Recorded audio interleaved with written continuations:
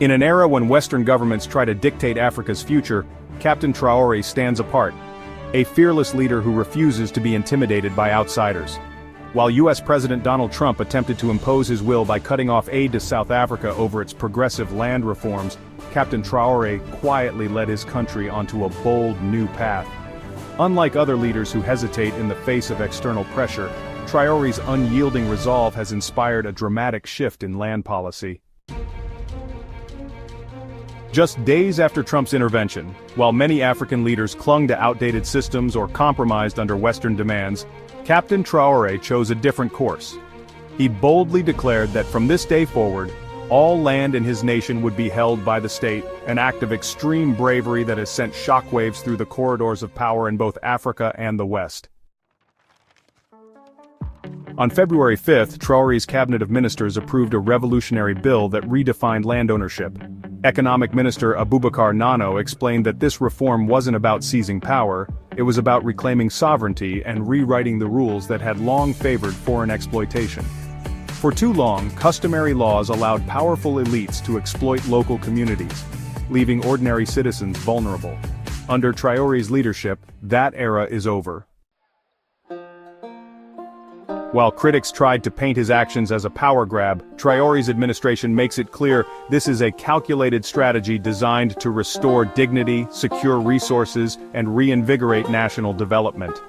By transferring land control from centuries-old customs to a modern, state-managed system, Traore is ensuring that every inch of the nation's fertile ground is used for the benefit of its people, not for the profit of distant investors.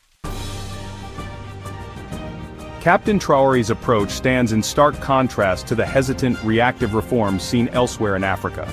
In many countries, leaders have been forced to navigate the complexities of historical injustices, often resulting in policies mired in controversy and endless legal battles. But Traore isn't interested in playing by those old rules. His vision is clear: a future where land is a resource of national strength, allocated efficiently for large-scale farming, robust industry, and sustainable development. The era of foreign land grabbing in Africa, where multinational corporations and Western banks snatch up vast tracts of land at the expense of local farmers, is finally under challenge.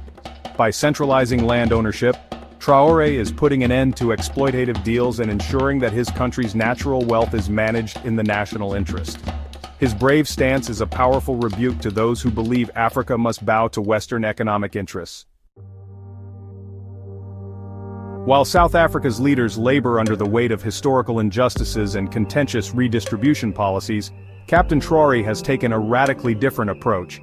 Instead of redistributing land piecemeal, he has asserted state control over all land, creating a framework that promises stability, economic growth, and a future free from foreign domination.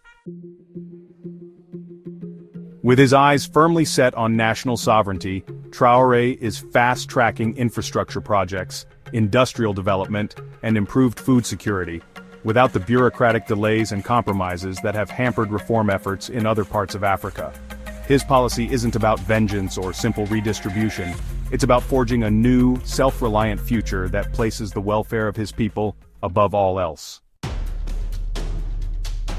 The Western media may try to cast him as a radical or even a villain, but history will remember Captain Traore as the leader who dared to defy the old order.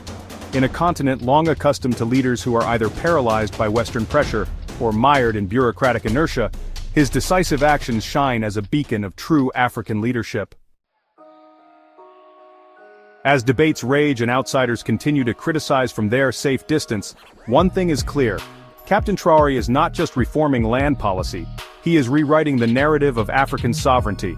His leadership is a rallying cry for nations tired of being lectured and punished by foreign powers, proving that when African leaders stand together, they can build a future based on strength, unity, and justice. So, what do you think of Captain Traore's bold new strategy? Is this the dawn of a new era in African leadership, one defined by courage, self-reliance, and an unyielding refusal to be dictated by Western interests? Let us know in the comments below, and don't forget to like, share, and subscribe for more on this groundbreaking movement.